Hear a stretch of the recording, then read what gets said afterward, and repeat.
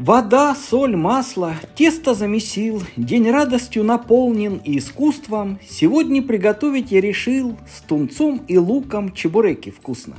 Добавить можно к рыбе с луком сыр, соль с перцем и пожарить надо в масле. Из всех своих возможностей и сил мы день с утра раскрасим, это ясно.